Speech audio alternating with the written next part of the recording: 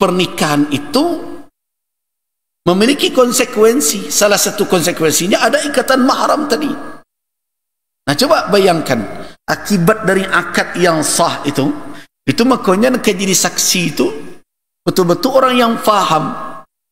Orang yang disaksi itu orang yang punya zawai adlin minkum, orang yang adil, orang yang mengerti dengan makna kesaksian, tahunya makna akad yang terjadi, tahunya efek dari akad. Karena itu sebaiknya disaksi itu orang yang faqih. Ada awak ndak lah berubah lo kini kau dapat jadi saksi itu pejabat. Tidak tepat cara berfikir begitu. Kenapa? Karena efeknya kan ada. Kalau sempat nanti ini misalnya dia pengen menikah dengan mantan mertuanya itu, dia ingkari, ndak pernah dulu menikah aja anaknya, ndak sah dulu akad itu. Siapa yang akan tampil mengatakan sah? Saya yang jadi saksi. Jadi saksi itu ada ketika awak memikul amanah kesaksian, dan nanti ada kalau diperlukan kita bertanggung jawab untuk memberikan kesaksian. Jangan dikatakan saksi itu tukang kecek sah-sah saja. Dia harus mengerti efek dari pernikahan itu kemana. Nah, salah satunya adalah terjadinya ikatan mahram antara seseorang dengan mertua, walaupun dengan anaknya tidak jadi bergaul sebagai suami istri. Akad saja sah, haram ibunya.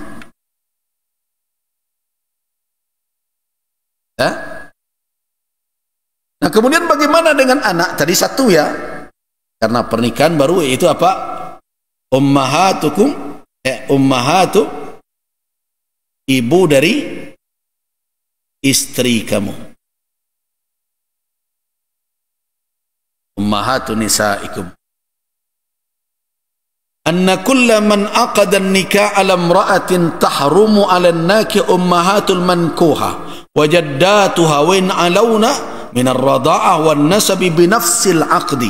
Jelas-jelas ulama mengatakan bahwa setiap orang yang mengakad nikahkan, terjadi akad nikah antara dia dengan seorang wanita, haram atas laki-laki yang menikahi itu ummahat, ibu dari wanita yang dinikahinya. Begitu juga ke atas kakeknya, neneknya ke atas. Wajaddatuha wa in alawna, sampai ke atas, baik dari radha'ah, ingat ibu sepersusuannya juga. Begitu juga nasab, binafsil aqdi, dengan akad itu saja. Jadi tidak tergantung ingat dia bergaul atau tidak dengan istrinya.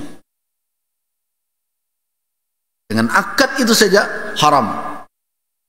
Nah, bagaimana kalau akad itu bubar, terjadi perceraian? Apakah haramnya berakhir? Tidak. Karena akibat mahram ini adalah akibatnya mahram muabbad, mahram selamanya, abadi, bukan sementara. Berbeda nanti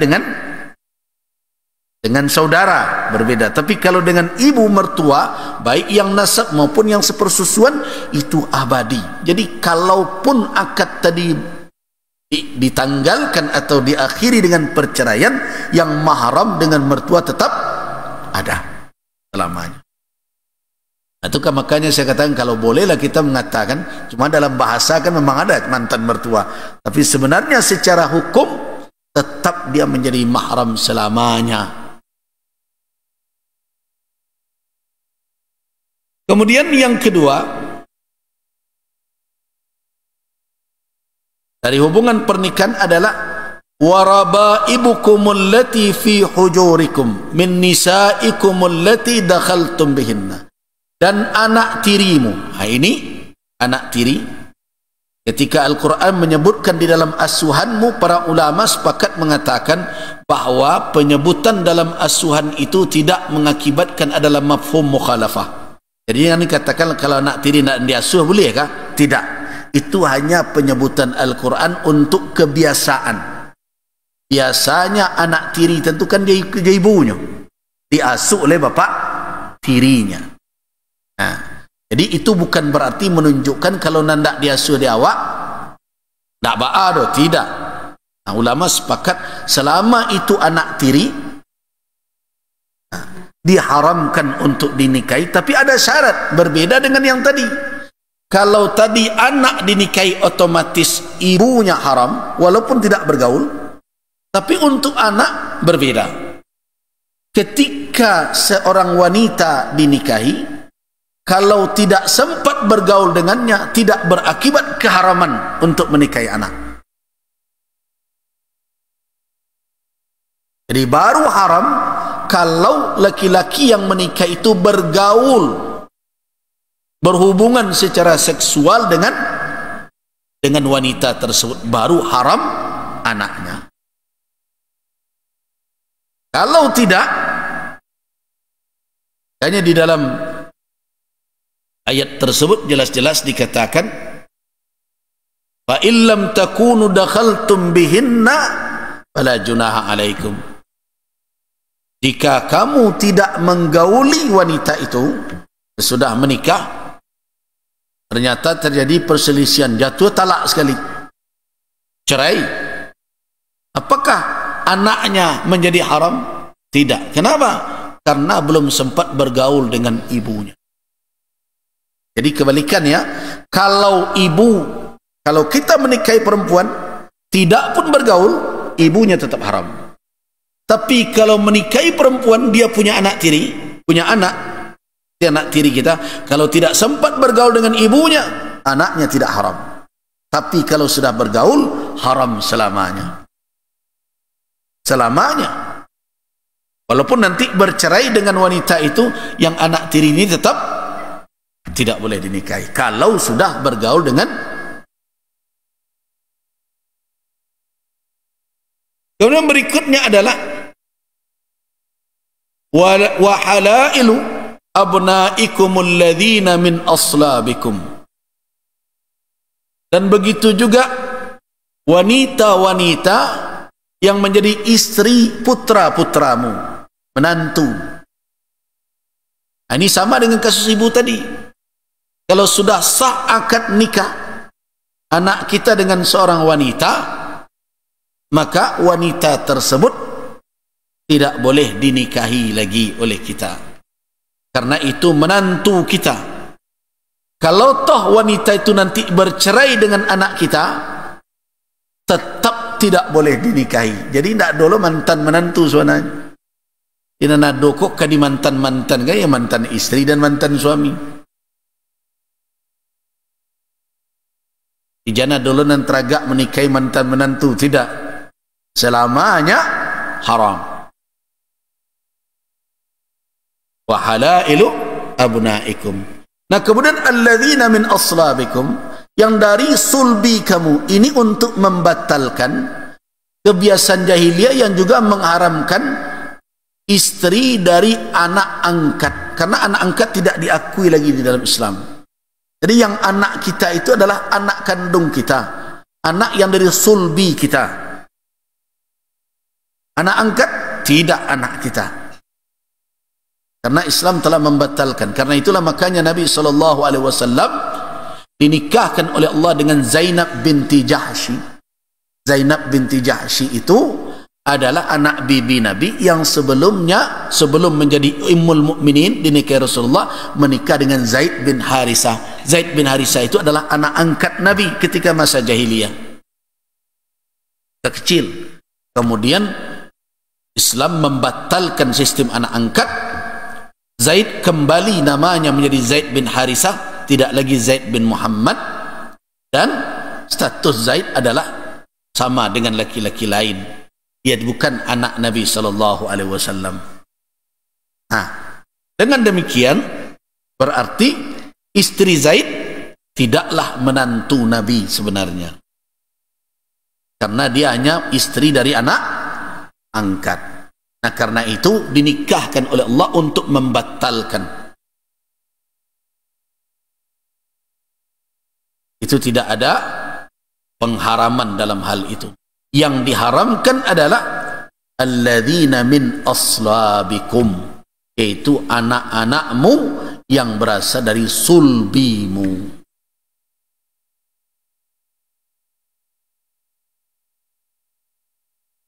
Nah, kemudian wa yahrumu 'ala ar-rajuli halailu abna'ihi wa abna' auladihi.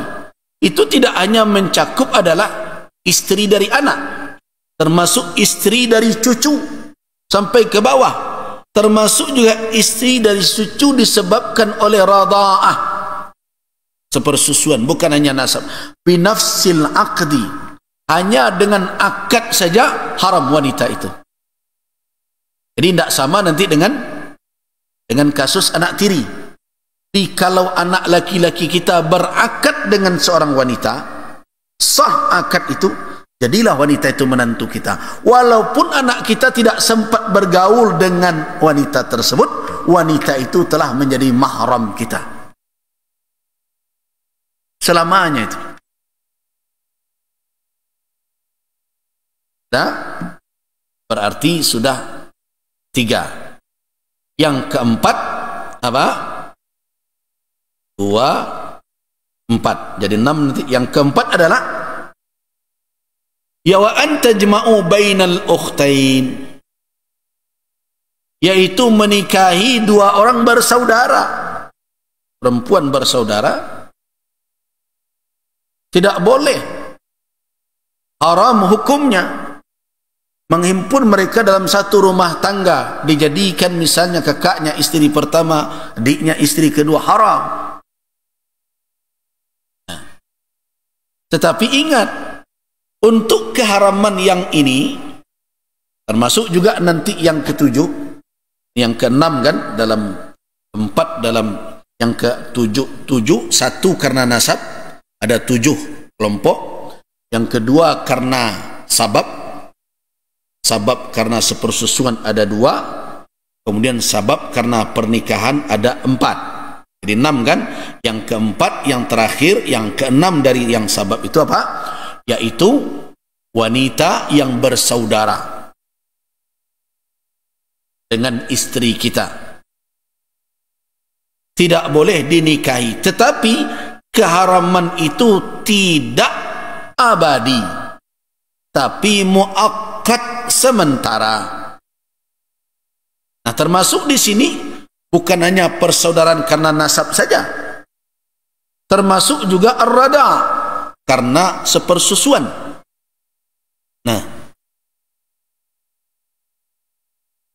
jadi kalau kita menikah dengan seorang perempuan, tidak boleh dinikahi lagi bersamaan dalam satu rumah tangga itu saudaranya, baik seibu sebapak, baik sebapak, baik seibu, baik sepersusuan.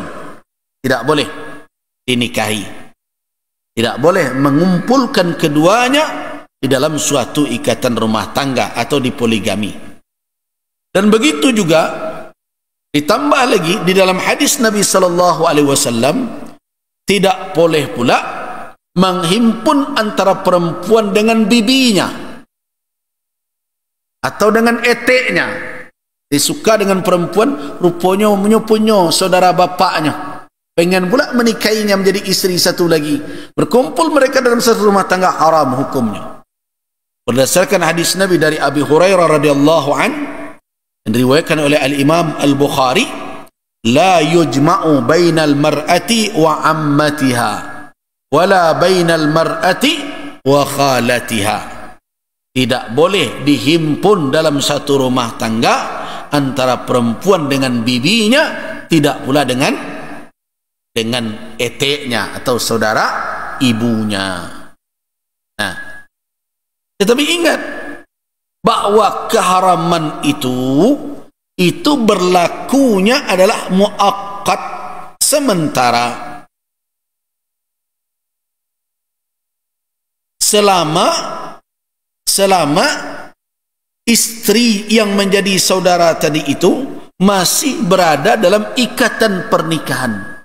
Tapi kalau seandainya tidak lagi, bolehkah menikahi saudaranya karena sudah tidak ada lagi ikatan pernikahan dengan yang pertama, kemudian menikahi saudara perempuannya walaupun kandung sekalipun?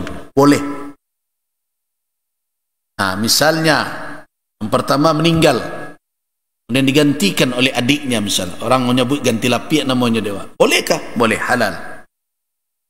Atau dengan eteknya silakan, atau dengan ibunya boleh. Bagaimana kalau dipertukarkan, diceraikannya yang ini, kemudian dia nikahi adiknya? Secara hukum sah, walaupun secara kepatutan aneh. Ada orang model itu, carain kakaknya nikahi adiknya. Patut yang tidak. Tapi kalau dikatakan apakah mereka melakukan suatu perbuatan yang haram? Tidak. Selama tidak dihimpun dalam satu, tetapi dari sisi adabnya, nah, orang menganggap pandangan tidak baik. Kenapa? Sangat tidak elok dari sisi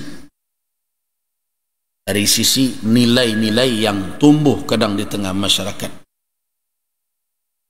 Nah, jadi ketika kita bicara tentang akibat keharaman karena pernikahan, ada 4, karena nasab ada 7, karena radha'ah ada 2. Berapa baru? 13. Nah, tinggal satu lagi. Yang satu lagi ada di mana? Ada pada ayat 24. Wal muhsanatu minan nisa.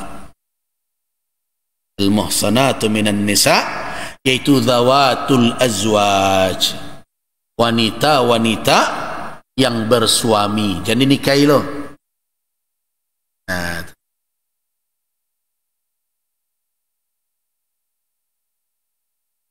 wanita-wanita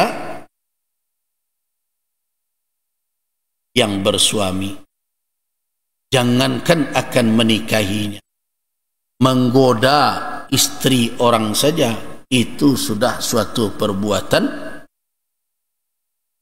yang tercela dan termasuk dalam perbuatan keji yang tidak diakui oleh Nabi sebagai perbuatan umat beliau. Berdasarkan kepada hadis yang diriwayatkan dari Abi Hurairah radhiyallahu an, dan juga diriwayatkan dari Abdullah ibn Abbas radhiyallahu anhuma, dan juga dari Abdullah ibn Umar. Apa kata Nabi sallallahu alaihi wasallam? Laisa minna, tidak termasuk bagian dari kita, tidak menjadi perbuatan dan perangai umat Nabi sallallahu alaihi wasallam, man khabbaba zaujatan mri'in, siapa yang menggoda istri orang lain. Kenapa? Karena haram dinikahi. Nah, karena itu wanita juga harus menjaga diri. Dan curhat lo jo laki orang, pakaro laki awak gitu. Yang bukan muncul dari laki-laki saja. Yang perempuan kadang yang membuka peluang untuk digoda pula. Salah rumah tangga je laki awak curhat je kawan sama SMP dulu. Keliru itu. Hanya dia lah perhatian, rasa kenyaman lo jonan kawan kau daripada juta awak. Dan kawan kau tidak mengerti bahawa perbuatan itu telah mengarah kepada apa? Pada takhbib namanya. Takhbib itu apa? Menggoda wanita yang bersuami agar apa? Terdekat dengan kita, simpati dengan kita, sehingga dia berpaling dari suami. Mereka adalah wanita yang diharamkan untuk dinikahi karena mereka berada dalam ikatan pernikahan. Tapi itu muakkad, sementara. Kalau lah bercarainya je lakinya, tentu boleh dinikahi. Tapi dengan catatan jangan menjadi perusak rumah tangga orang. Kalau terjadi takhbib, berarti orang tersebut telah merusak rumah tangga orang lain. Nah, jadi jangan sekali-kali melakukan takhbib. Man khabbaba zaujatan mri'in, siapa saja yang menggoda istri seseorang, atau memlukahu, atau budak orang lain, supaya menjadi berpindah kepadanya, kata Nabi, falaisa minna, orang itu tidak menjadi bagian dari kita. Artinya apa? Nabi SAW tidak mengakui perbuatan orang tersebut sebagai perbuatan umat beliau. Yang perlu Nah, cukuplah 14. Diingat-ingat 14 yang diharamkan untuk dinikahi berdasarkan kepada ketentuan yang ada di dalam kitabullah, di dalam Al-Quranul Karim.